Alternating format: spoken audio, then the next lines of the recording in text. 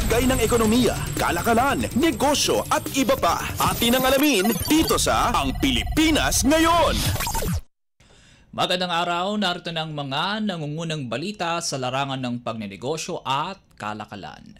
Nagpaalala ang Bangko Sentral ng Pilipinas o BSP sa mga bangko at non-bank institutions na maging mapagbantay at sumunod sa ipinatutupad ni Philippine Travel Rule o PHTR ukol sa Virtual Asset Service Providers o VASP. Sa isang memo na ilabas nito, mahigpit na ipinag-uutos ng Central Bank sa mga BSP Supervised Financial Institution na maging alerto sa pangangalaga ng sistema ng pananalapi sa pamamagitan ng ligtas na interoperable transfer of information. Patid-anan nila ang mga umiiral na hamon sa travel rule pero importante na mapangalagaan ang mga impormasyon na may kinalaman sa transaction thresholds, pinanggalingan ng virtual asset o digital unit na ginagamit bilang investment o kabayaran, pakikipagtransaksyon sa mga non-custodial na virtual asset provider at transaksyon ng mga unhosted wallet. Diin ng BSP ang lahat ng panuntunat sa virtual asset transfer ay kinokonsiderang mga cross-border wire transfer. Sa ilalim ng panuntunan ng asset transfers na nagkakahalaga ng 50,000 piso o 1,000 dolyar ay kailangan ng accurate information ng pinanggalingan at recipient dahil may kaugnayan ito sa payment chain.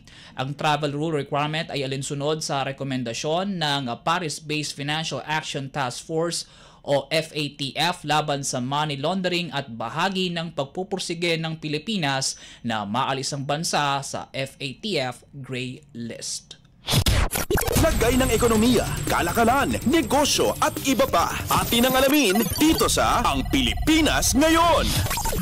Sa iba pang balita, inanunsyo ng water concessionaire na Maynilad Water Services o Incorporated ang plano nitong pagtatayo ng 4 na imbakan ng tubig sa Kamaynilaan sa layong madagdagan ng 200 at 11 milyong litro ng tubig ang kapasidad nito sa taong 2026.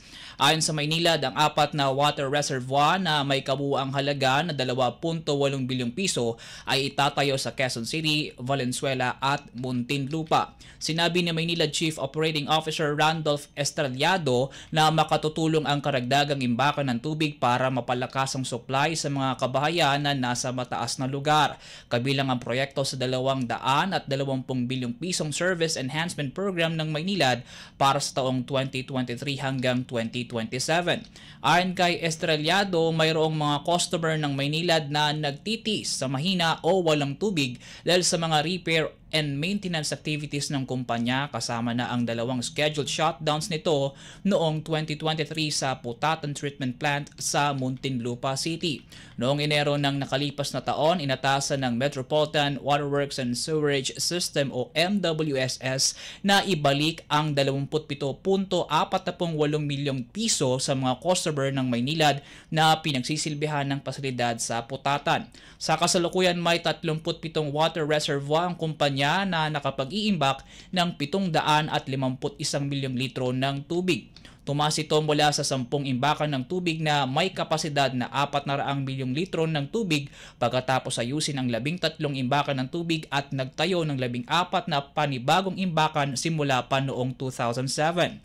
Ayon sa Maynilad, kapag natapos ang paggawa ng 4 na bagong imbakan ng tubig hanggang 2026, ang kabuuang kapasidad ng kumpanya ay aabot ng 962 milyong litro. Sakop ng Maynilad ang Maynila, maliban sa ilang bahagi ng San Andres at Santa Ana. Nagsusupply rin ng tubig ang kumpanya sa Quezon City, Makati, Caloocan, Pasay, Parañaque, Las Piñas, Muntinlupa, Valenzuela, Navotas at Malabon. Pinagsisilbihan din ng Maynilad ang syudad ng Cavite, Bacoor at Imus at mga bayan ng Kawit, Noveleta at Rosario sa lalawigan ng Cavite. Lagay ng ekonomiya, kalakalan, negosyo at iba pa. Atin ang alamin dito sa Ang Pilipinas Ngayon. Nagabang ang mga bangko sa bansa ng rate cut mula sa Bangko Sentral ng Pilipinas o BSP para sa paglago ng pautang na siya namang magtutulak sa paglago ng ekonomiya. Ayon kay Bankers Association of the Philippines o BAP President Jose Teodoro Limcaoco, kapag lumuluwag ang inflation ay lalong nagkakaroon ng kumpiyansa ang mga consumer at lalagaw ang gross domestic product o GDP. Anya, nananatiling nakasuporta ang banking industry sa hangarin ng pamahalaan na palaguin ang ekonomiya ng bansa.